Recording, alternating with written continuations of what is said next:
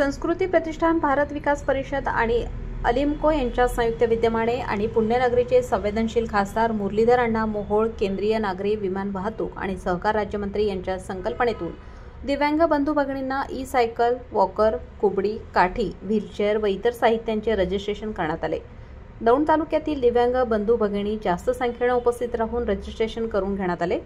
दौंड तालुक्यातील दिव्यांगांचे मार्गदर्शक व प्रहार संघटनेचे कार्यकर्ते, दौंड तालुका व परिसरातील दिव्यांग बंधू भगिनींना कायमच मदतीचा हात पुढे करणारे व सदैव दिव्यांगांच्या कामात अग्रेसर असणारे श्री जालिंदर दिवेकर यांनी दौंडमधून पुणे येथे दिव्यांग बंधू भगिनींना नेऊन रजिस्ट्रेशन करून घेण्यात आले.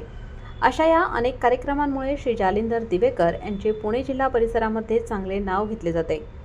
कार्यक्रमावेळी महाराष्ट्र राज्य दारूबंदी अध्यक्ष श्री मंगेश फडके व अखिल भारतीय ग्राहक पंचायत दौंड तालुका अध्यक्ष श्री प्रमोदजी शितोळे यांनी दिव्यांगांना मोलाचे सहकार्य केले. त्यावेळी उपस्थित शहाजी बदरगे, निंबाळकर, बाळासाहेब काळे, भीमराव पुरुंगले, लक्ष्मीताई लोंढे, दत्ता गाढवे, महेश कांचन, वीर गौतम, गौतम खोमणे, पांडुरंग आटोळे व इतर दिव्यांग बंधू भगिनी व इतर दिव्यांगांनी याचा लाभ घेतला.